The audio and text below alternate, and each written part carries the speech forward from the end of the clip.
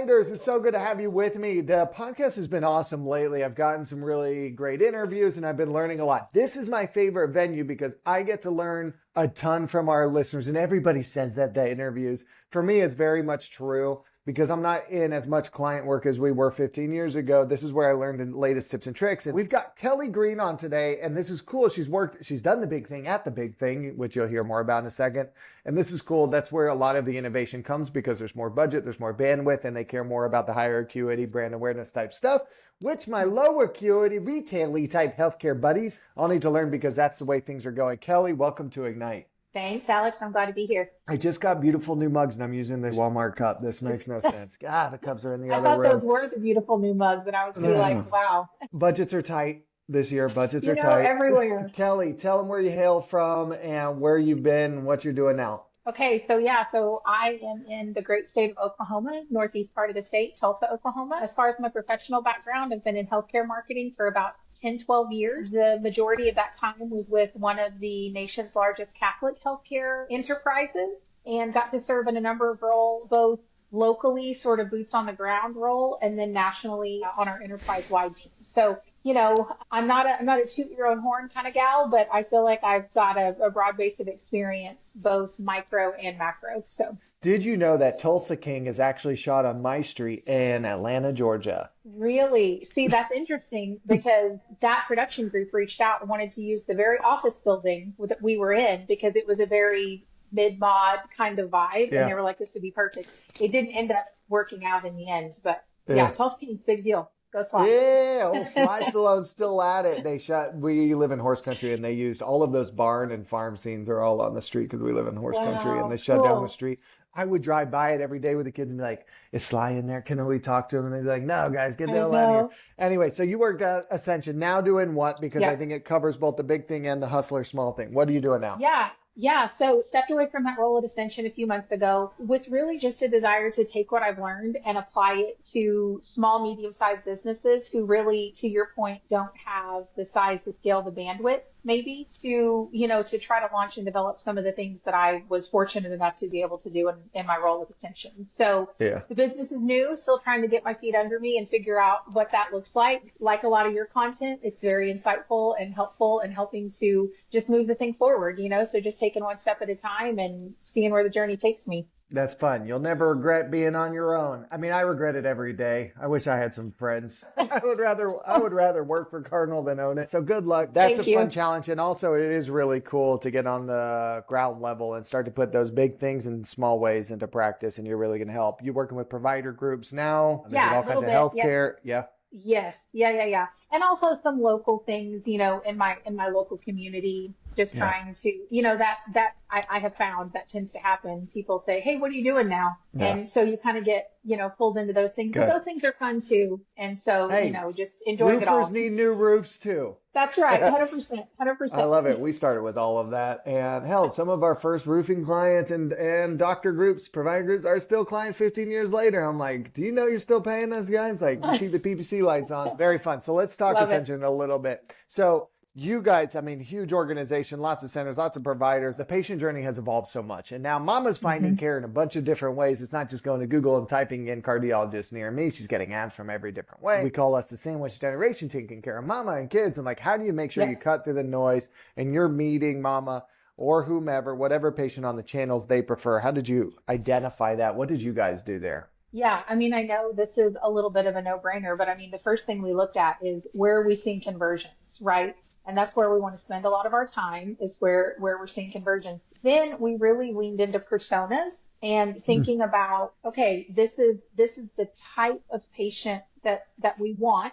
Yeah. And then we built out profiles, right, for those personas. And based on what our data was telling us about where they were converting, right, we're saying, okay, so depending on where that target audience is, that's what our tactics looked like. That's what, and a lot of the things that we found is, we'd be surprised, people will say email is dead. It's really not in that 65 plus population, which is a prime audience for a lot of the specialty care services that we were marketing. They love email. They respond to email. Now, the alpha moms, as you were so adequately describing them, email not as successful for them. They They want more of that push notification. They want more of that, can I text to make an appointment, that kind of thing. So it really was just leaning into those personas and thinking, how can we connect with a group of people that we're really trying to speak to? Yeah, absolutely. That's interesting. So the Medicare population, 65 and up, loves email. Why is, I haven't heard that. That's so interesting. Why? They're used to, that was their first digital interaction type thing and they're good with that? I mean, it would be interesting to do a case study deep dive, right? But just looking at the data, that's what we found. Yeah, That 65 plus population was one of our personas. Yeah. And we just, when we looked at email, it was like, man, the most engaged group on email is that 65 plus. So cool. So I don't know if it's just, you're probably like me, email can be overwhelming, right? I'm not throwing any criticism toward our 65 plusers, but they just have a little more time on their hands to sort of dive in and dig in. And some of that longer form content was resonating with them. Yeah. That's so interesting. And yes, our age group, I think, is texting, and we expect to do everything through text and chat and all that fun stuff. And also, I think the 65 and up, they have more complex conditions and like, what do they call it? Multiple conditions at the same, what is that called? Multiple conditions. Comorbidities. Comorbidity. They have a lot of stuff going on. And how does this interact with that and all that? And so email, like texting doesn't work for that when you need to ask thoughtful questions. So I kind of get it. That makes a lot more sense. And let's stay on email for a little bit. So you found, I think you guys did a large thing with CRM. Is that accurate? I want to talk about CRM. We did. Everybody's starting to find out, hey, pixels are off. We need to own our first party data and do more with it. Tell us what you did with CRM. Yeah, so that was really exciting. I had the very unique opportunity to be a part of the implementation of Salesforce Marketing Cloud within Ascension. And I'll be honest, when I started that role, I didn't know a lot about first party data. And what I learned absolutely blew my mind. And I think, you and I were kind of chatting about it earlier. There's a lot of focus on that retail type approach. We want to market primary care and urgent care and ER, those front door services. But as we started to look at margins for, the type of care that we offer, we really saw that there was more opportunity in those specialty care services. Well, that's kind of difficult to market top of the funnel. Correct. Right. Yeah. And so CRM was really helping us drive, and that first party data was really helping us drive, okay, how do we reach the people who need that specific orthopedic treatment or that specific neurosurgical procedure or that specific heart care surgery? It was just really helping us to inform those types of decisions. And then also it really helped with patient retention, right? So we could see that if we have a loyal, patient who's trusted us for primary care and urgent care and things like that, they are likely willing to trust us and choose us, right, for those specialty care services as well. So sort of capturing that captive audience, giving them the information they need at the right channel at the right time was really helping us drive growth and conversion in those specialty care services. Specialty care, were you looking at the CRM data and EHR and all that stuff and saying, hey, listen, this neurosurgical spine surgery, it started out with this kind of visit, and so that's like the way in and let's go? Or did you use it more for like, hey, listen, yes, we know that, and that's the entry point, and now let's hit them with emails and ads and stuff. Like, what's the practical application of how you guys use that to get more of the specialty service, higher reimbursement stuff? Yeah, so the thing that we also learned was the CRM process, it's just that, it's a process and it's a journey. So what we initially did was your second example, right? So we said, these are the types of patients who would be eligible for this kind of care. And that was really just based on the limitations of our ability to query and target at the time. You kind of have to have your CRM going, right, for a while and get all the data integrations into place and data is king, right? And so ultimately what we wanted to do was look at the entire patient journey, every touch point, but tracking all of that is a work in progress. So ultimately the goal would be to get there. And I think healthcare will. It's just going to be, a process of making that dream become a reality. Yeah, because the CRM isn't the end point. It houses a lot of stuff and helps this person came in for this and they exist and they ended up being that. And hey, this is a base of people to email from, but like it doesn't create the journeys on its own. It doesn't segment people out. It doesn't help you advertise to them in a HIPAA compliant way like a CDP. And so like, did you start to see like, hey, we are missing the CDP thing, and if we want to advertise, was there more steps to it? Or there was. The reason I'm asking here to frame it up, a lot of people are like, do I go get CRM and that solves everything? The answer will be no, and it's not easy to stand it up, and it needs what else? I want them to know. Yeah. So we did embark on the CDP journey. And so in my experience, that CDP, the CRM without the CDP is helpful, but it is not the end all be all, and it's not going to fix all your problems. And a lot of times you still need third party data too. I think that, just speaking for me, like I told you, like I was wowed by first party data,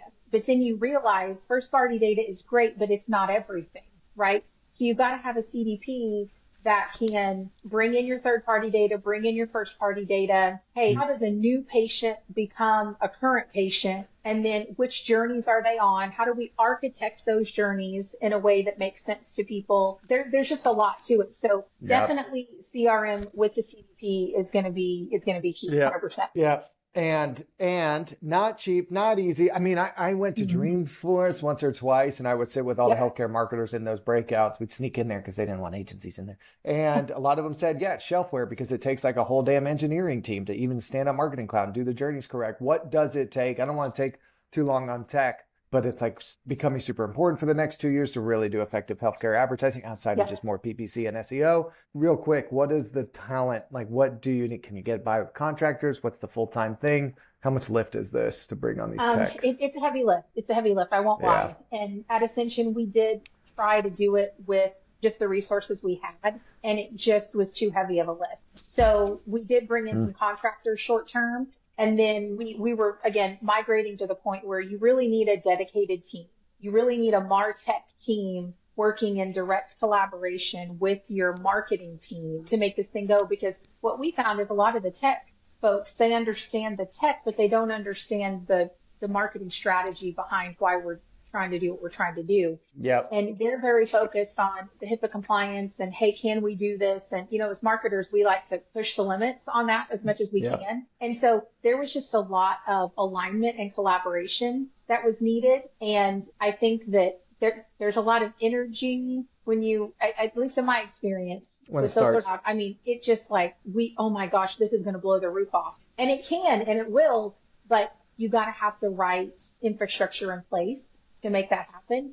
And that is not a snap of the fingers overnight type of achievement. Yeah, because it takes marketing, IT, and some legal and ops to know where the capacity is and what's the ongoing thing. And it's like someone has to be almost full-time dedicated, in my mind, to managing the tech, like a marketing ops person. And yes, they'll use contractors to stand it up and all that. They can't actually be doing the integration, but someone has to be like really dedicated. Marketing director, don't do this on your own. Oh, Kelly, this is a question I get all the time.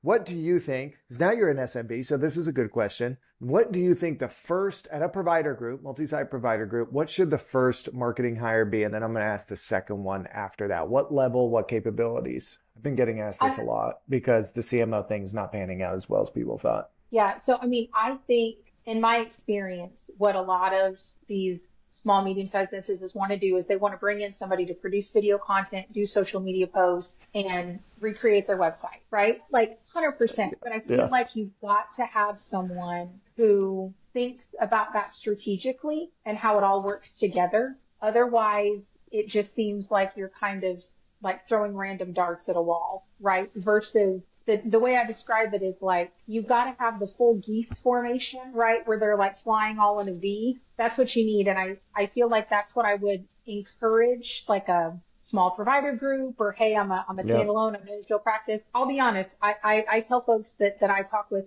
you know, about my freelance business, like, I'm not the world's best tactician, right? Like, I can write some content, I can do some things, but what I'm going to help you do is get a strategy. It's for all those things to work together in concert. And I feel like if you don't have that role, everything else is less effective. So that's exactly it. And you're keeping the group focused on the business outcome that's needed, not just on making brand stuff for making brand. That is exactly the problem. A lot of groups, I just gave a presentation in Miami a few weeks ago, and that was the problem we heard time and time again is, man, this marketing director came in and they love brand and I love them because they love my brand. And I was like, exactly. That's the problem. Brand is cool, but if it's not activating and market, generating patients, guys, and a lot of people don't come with the patient acquisition mindset, and it's all about brand and pretty and social posts and Wrong, wrong, wrong. Yeah. So I love what you're saying. You've done the big thing at the big thing. And for those out there, Kelly, that want that kind of job, what would you say was paramount to you ascending the ascension ranks? Oh gosh, that's a difficult question to answer. I mean, I think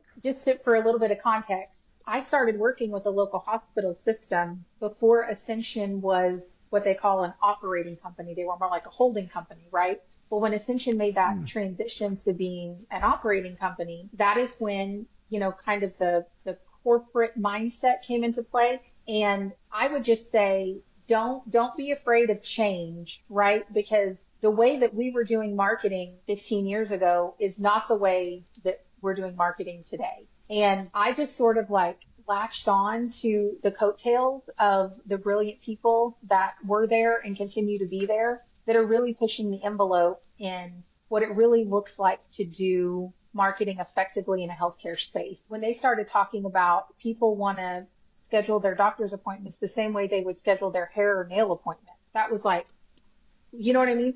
And a lot of folks in healthcare were like, no way, we'll never be able to do that. And you can. It's hard in any industry, but it is hard in healthcare. So believe in the opportunity and just buckle up and get ready to ride the roller coaster of making it work in healthcare. Adaptability and innovation. Guys, we can't take, it's not no for an answer, but we can't take the old ways of doing things. It can be as simple as buying something online. It really can. I've seen some of the most innovative DSOs and provider groups that allow you to do everything, even reschedule via text, and it should all connect, guys. Like the HIPAA compliance stuff, it makes it trickier, but it is not impossible to track everything, including online scheduling, to advertise to your first party and bring in third-party audiences. Kelly is absolutely right. Latch on to the people around you, make buddies with ops, finance, legal, and then we can get it done. Kelly, one more question for you that's been on my mind. This is early 2025. What are you most excited about in marketing? Because you've always stayed ahead of the curve. What is going to be the most effective thing, new or otherwise, for provider groups this year? Man, and maybe it's because I'm still wowed by CRM and things, but I just think and forgive me, fellow marketers, if this sounds rude, but I feel like as marketers, we like to focus on that initial conversion, get them in the door. Yeah. I feel like when it comes to healthcare marketing, it's about keeping them, not just getting them, it's about keeping them. And I think CRM is a huge part of that. It's why I love the opportunity to help Ascension with that for the time that I did. And so for me, it's about patient loyalty, brand loyalty, all those things. And how do we short circuit that in our favor, right? In the favor of the brands and the systems that we support. So again, I think that, hey, that retail type approach is great, and we need to lean into that and think more like that to capture patients, meet them where they are. Don't make them make a phone call if they can do it online, if they can do it by text or whatever. But then it's also let marketing come alongside strategically to keep those patients so that you can really reap the benefits and the rewards of their long-term care. We've heard about MOPS all the time, marketing and ops alignment. We've got to really sit down with ops and make sure that we can help along the journey. Yes, not only are we looking at generating net new patient volume where they need it and the service lines they need it, but also we can be a thought partner and help them retain clients and patients longer. I love what Kelly's saying, and I get a different answer every time. So I like it. Some people are like review management. We just try to be 0.1 higher. PPC is changing so much. This is cool, and it's not an answer I've gotten yet. So this is really fun, and I believe in it too, because if you can increase long-term value, LTV as they say, that means you can pay more for the initial patient visit, which means you can crowd out all your competitors in Meta and Google advertising and everything else, because you can spend more there because you're going to keep them longer. CRM is a good way to do that. Education and making sure you're staying front of mind with the patient, so she refers her mama and her sister and her kids and everything else. So it's not just getting more out of her. You are the educational prowess, and so they will refer you out more. So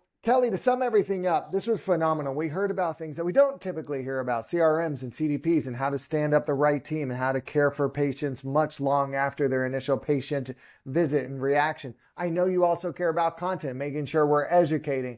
Guys, marketing is not simple. And the fun thing that Kelly said is like marketing is also part of the business enigma. If you really want to succeed, it's not just like doing the marketing things. It's understanding where the needs are and partnering with ops and legal and finance and all that stuff to drive the business forward, not just net new patient volume. Kelly, this has been a blast. And I love that my one takeaway for all healthcare marketers is like, if you've only worked at the big thing, work at the small thing too, because they're more Yes.